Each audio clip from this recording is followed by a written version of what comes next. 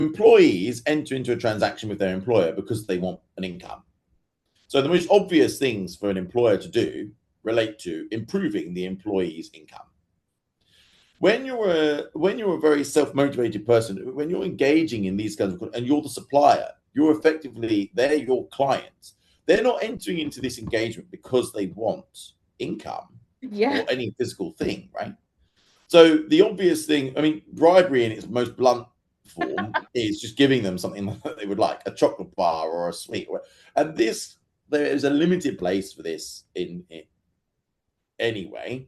But think, what is it that they really are entering into this transaction for? That's the best place to start for any sort of incentivization. The best place for most students in a tuition or an education engagement, they want better understanding.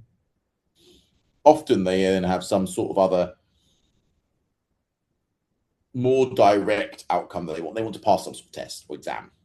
Yeah, well, they want to get some sort of particular grade. Yeah, they want a grade.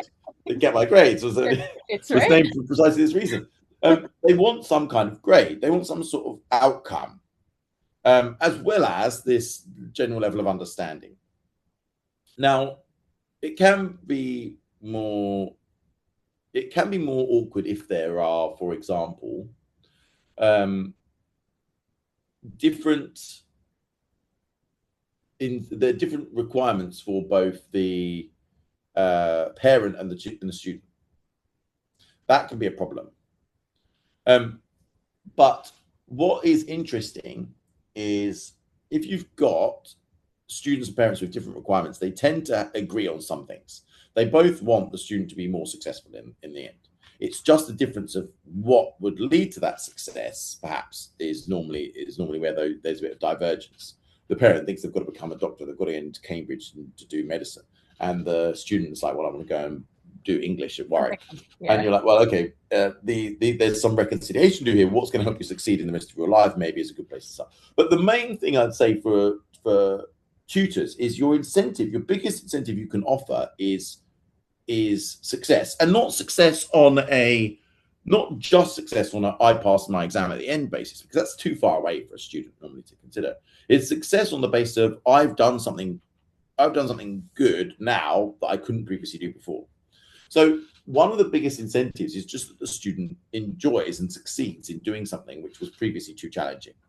And that does feel satisfying to a student.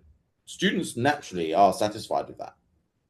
And so that's something which I would always say as a tutor, start off trying to incentivize students with success.